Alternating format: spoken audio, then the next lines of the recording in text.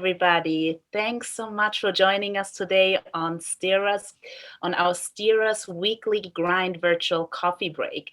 We meet here every week at 2 o'clock Eastern Time for 15 minutes to talk about our professional development. My name is Tania Friedlander. I'm a leadership and development coach and a certified Gallup Strength Coach. I'm also part of the STEERus executive team. Thank you to today's guest, Parth Mehta, founder of Startup Tribes, for joining us today. Parth, why don't you tell us about yourself and Startup Tribes? Hey, thanks, Tanya, for having me. Great to be here and being part of the STEERus family now. So I'm Parth Mehta. I'm the founder of Startup Tribes and an active innovation ecosystem builder. And I work very closely with entrepreneurs in New Jersey, the tri-state area. And we primarily focus on building these entrepreneurship ecosystems by collaborating with various organizations. And we have the Startup Tribes platform where we create communities with separate organizations. They can be nonprofits, centers for entrepreneurship, university centers for entrepreneurship, various different organizations. And we focus on underrepresented or minority focused entrepreneurs. And through our platform, we give them access to the resources, education, knowledge that they need, access to key stakeholders, because right now getting the key connections is kind of the hardest thing as an early stage entrepreneur. Right. And most essentially, focusing on mentoring. So when they need mentors, they need to build their board of advisors. They need to understand how to hire their first co-founder or their first key employee. So all of that, we kind of take care of that. And this kind of came from my own problem, the problems I faced when I was a student in university and before that. So it's something, as we all say, that the best solution an entrepreneur can create is for the problems that they personally face rather than going out of their lane to do it. So this is what Startup Tribes came to be. And now we're happy to help out large universities, nonprofit organizations to provide their entrepreneurs with the resources they need. And now we're focusing to expand within New Jersey, but also across Canada and other nations. That's incredible. Wow, wonderful. So what do you think employees are struggling with right now? So I think I can talk from the startup perspective. And we have been in the hiring rounds right now. And there's a major, I would say, fundamental change of mindset that I've personally seen from the hiring seat. I've been an employee before and as a founder, so I can see the two mindsets as an employer and as an employee. So one, I think the most essential or the most foundational change we've seen is a work-life balance. So how much are you willing to sacrifice to get what you want? Before, it was primarily around the health insurance or the salary. That's the biggest negotiation tactic that recent graduates or for early stage jobs would be looking at, which is either you want an $80,000 salary or $60,000 salary, whatever it would be, the negotiation would be around that.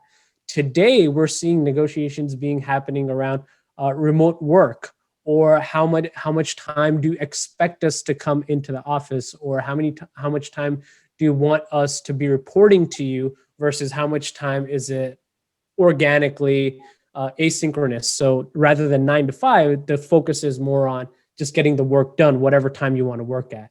Right. So that's an essential mind change that we've seen. And from the employee perspective, it's a struggle because you won't get all the check boxes that you want ticked over. It's going to be very, you had to give up something. So how much to give up, what to give up. And then on the other end, is the compensation going to be only worth in dollars, or is it going to be in paid time off or holidays? So I think that's a major dilemma a lot of these folks are having. Yeah, absolutely. I can see that. And what initiatives is your company taking in order to overcome the struggle?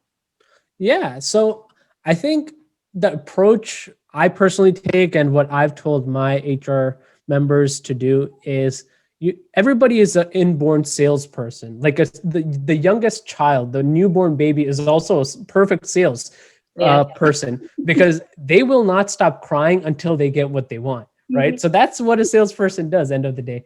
So what we have to think about is we take each hiring individually. So it's not just like, okay, this is you want money, you want money, you want money. We kind of sit down in the recruiting process itself. We sit down with them. We understand what exactly they value. So one person can be happy with a $60,000 salary, but they're looking for, let's say 50 days off, or they just want to work from home and just come in once a month for the team meeting. So we kind of understand that some folks are only salary oriented. They don't care about how many hours you give them work. So that's the major change that we've seen. And that's what we're implementing. And we've seen great success with that, which is we take it individually rather than just an umbrella outreach effort in that. Yeah, wow, that's great. Yeah. Wonderful, wonderful. And so which soft skills would you say you wish people had more of? So I think there's a few, but the number one right now, especially for the youth, and me being part of it, one thing I've learned over the time as an entrepreneur is patience. Mm, So we expect fast. You think that, okay, I got a computer science degree, I need to make at least 70 grand or 80 grand, or I'm in marketing, I need to be in charge of this account or that account. The way to do this is we talk about time management in a micro level. Every seminar you're going to see is like, okay, manage your day, manage your this. But one key thing is that to make a key decision in your life, you need to slow down time. So rather than making a quick reactive decision, you need to think about, okay, what's in the next 10 years? Right now, I may be taking any position just to get in the job. And then maybe in 2 years, I'll get the position I want, the compensation I need. Because you have to think about it in this manner that if you're not patient, you're the one who's looking for a job. It's not the company. They're going to get any employee they want because they're sustainable, they're large enough to wait it out. We're the people who need the job. So I think getting in is more essential, but just in the era that we're in where our attention span is like a goldfish, like 5 seconds, like you can't expect people to focus in that. There's no patience that people had like 10, 15, 20 years back where you just grind it out the first couple of years and then you bear the fruits for the long term. yeah. And we just microsize our lives thinking that, okay, it's now or never, which is not the fact. It's you got to think about it for the next 50, 60 years in that aspect. Right, right. It's true. Everything is quick. Everyone wants a quick fix too, right? Exactly. It's TikTok is only good until it's an application. Don't try to implement it for your life, right? That's we right. can't have a TikTok lifestyle. Otherwise, you're going to start and end as fast as that video. Right, right.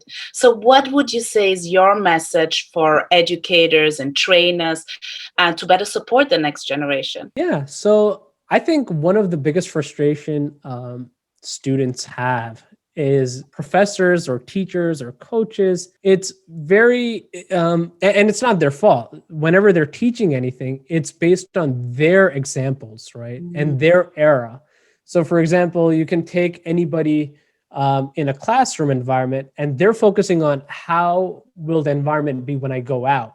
Not even the current environment, but when I'm going out. So within the year or 2 years, how's the atmosphere or the environment going to change? But what you're really learning about is actually 15, 20 years back. So there's a major disconnect in what the present requirement is, what the past has been, and what the future is. So I think for professors and teachers, and one of the best professors I've ever had talked about their experiences, but taught about the future. And that person changed my whole life. Like that's how I became an entrepreneur, where I learned from his experiences. And based on his experience, he mentored me into what the skill sets or how to do business in the future, which is where I am today. So I think that's key with professors and educators, which is take students not in the perspective of you're running a factory and all students are the same. Rather, understand the fact that we're in a time period where people cannot be dependent on the next paycheck. I think COVID proved that. You can't be dependent on your next paycheck. And for that aspect, you need to understand that it's not just about learning what's in class. You need to make it very dynamic. So you need to give real world examples. You need to make it as integrated with the atmosphere that's around you, and also the workforce development aspect of it needs to be very integral. So professors need to be up to date. It's not just the students that need to do the homework. Professors and educators need to do the homework, that what skill sets are really in demand and what's okay to just kill it with the textbook, because not everything in the textbook or most of the things in the textbook are going to be outdated. It's not like our colleges or anyone is updating every year. So I would say that's one thing. And it's okay to be dependent on online resources until they're genuine, because they're updating very quickly. So Right. Yeah. So meeting the students where they're at, right? exactly. Meeting the students where they're at, meeting where the workforce is going towards. So it's a balance between present and future. And currently we're just focusing 90% on the past. Right. So that's a recipe for disaster. Right. And it doesn't apply anymore. Right. Exactly. Yeah. And what you mentioned, the skills that you have to have, what would you say, what are those skills that you have to have versus the skills we can just, Mm-hmm. set So I would say decision making and responsibility are one thing, because right now I just think there's a lot of blame game going on, and it's from the content we're consuming, our own personality. Now, I know it's generalizing, but trust me, I've talked with enough people in the world, not just here, where I understand where it's coming from. But there's a lot of blame game going on. I think if there's three things that I want everybody to take from right now is the ability of risk taking at a young age. Stop worrying about, okay, what's going to happen if I waste a year or 2 years. You're never wasting time. You're just learning from that. And stop thinking that if that person made 100,000 and I'm making 70,000, that person's more valuable, or if that person is having 10 days off and I'm having 5 days off, that's better. So start understanding that where you are, your grass is always greener until you're watering it. The moment you stop watering your grass, it's always going to be greener somewhere else. So start understanding and start having satisfaction. I'm not saying that satisfaction should cap you from progressing, but satisfaction needs to be there to understand that you don't need to be chasing what other people are going after. And materialistic objectives won't really satisfy your needs. It's going to be passion, end of the day, that's going to help you achieve what you want to achieve. Absolutely. Thank you so much, Parth. That was wonderful. Where can we find you and your work online? Yeah, so you can find me on LinkedIn, my first last name, Parth Mehta, and 0, because 0, as any computer science or a geek would tell you, it comes before 1. So I don't know what I was thinking at that time. I'm open to chatting on LinkedIn and connecting with anyone over there. Or you can check out our website, which is startuptribes.org, which is www.startuptribes.org. Amazing. Thank you so much. It was great to connect today and learn so much from you. Our next chat is July 22nd with Jeff Harmon and Hilary Estes of Brilliance Within. Thanks again, everybody, for joining us. And to learn more about STEERus, please check out our website at steerus.io.